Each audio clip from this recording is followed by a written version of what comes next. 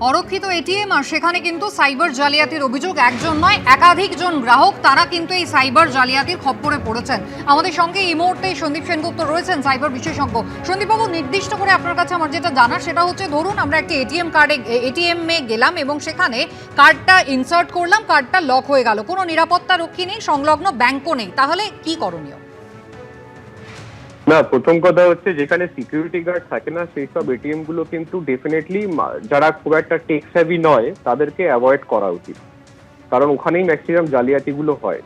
এবার নাম্বার 2, আজকে আমি কার্ডটা ইনসার্ট করেছি এবং কার্ডটা আটকে গেছে।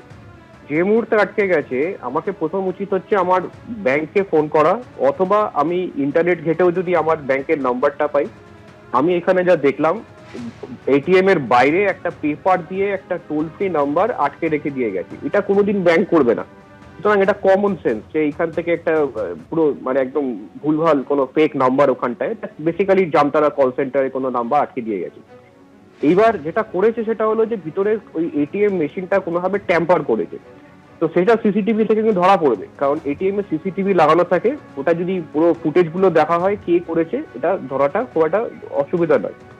এবার যে গ্রাহক যার এটিএমটা কার্ডটা ঢুকে গেল ওখানটাতে এবং তারপরে সে ওই নাম্বারটায় ফোন করে তার কোনো কোড দিয়েছে, এটাও দেওয়া উচিত নয়। আমরা বারবার বলি যে কাউকে ওভার দ্য ফোন কোনো কোড বা কোনো ওটিপি কখনোই দেবেন না, সেটা আরেকটা সেকেন্ড ভুল করেছে। P4 insulated water tanks, kitchen and bath fittings, বিশুদ্ধ জল, সুস্থ জীবন, P4 আজীবন।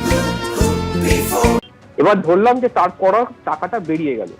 এইবার ইমিডিয়েটলি কিন্তু ব্যাংকের 3টে কাজ করা উচিত। নাম্বার 1 হচ্ছে 1930-তে কল করা, অথবা cybercrime.gov.in এই ওয়েবসাইটটায় গিয়ে পুরো কমপ্লেনটা লজ করা। এইটা করলে কি হবে, যে উল্টো দিকের যে অ্যাকাউন্টটা, স্ক্যামারের অ্যাকাউন্টটা ইমিডিয়েটলি কিন্তু টেম্পোরারিলি ফ্রিজ হয়ে যাবে। সেকেন্ড স্টেপ হচ্ছে পুলিশ থানায় চলে যাও।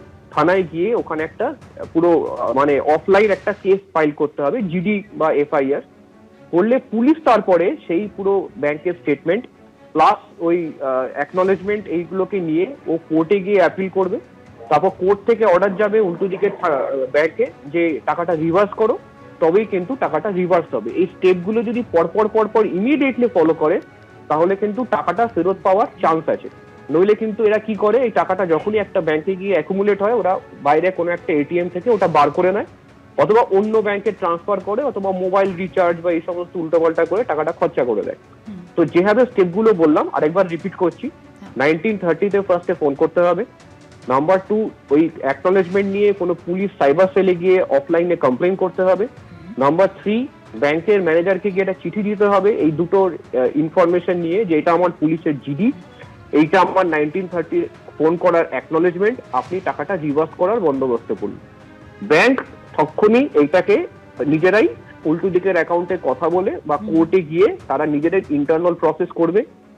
ফোর্থ হচ্ছে, যদি কোনো ব্যাংক সাপোর্ট না করে, অনেক সময় আমাদের কাছে অভিযোগ আছে যে ব্যাংক আমাকে কোনো সাপোর্ট করছে না, গুগল করে আরবিআই কমপ্লেন করলে যে অম্বুডসম্যান আছে সেখানটা থেকে যদি কেউ গিয়ে আরবিআইতে সেই ব্যাংকের নামে কমপ্লেন করে যে আমি কোনো সাপোর্ট পাচ্ছি না, আমি সমস্ত এভিডেন্স দিয়েছি, তাহলে কিন্তু ব্যাংক ইমিডিয়েটলি তার অ্যাকশন নেওয়া শুরু করে এবং তাহলেও কিন্তু অনেক সুরাহা হয়ে যায়। সন্দীপবাবু, অনেক ধন্যবাদ আমাদের সঙ্গে কথা বলার জন্য। যেভাবে সাইবার জালিয়াতরা একেবারে আটঘাট বেঁধে নামছে, স্বাভাবিকভাবেই আমাদের প্রত্যেককে কিন্তু সতর্ক থাকতে হবে এবং কিভাবে স্টেপ বাই স্টেপ সতর্ক হওয়া যায় সেই পথে কিন্তু বাতলে দিলেন সাইবার বিশেষজ্ঞ।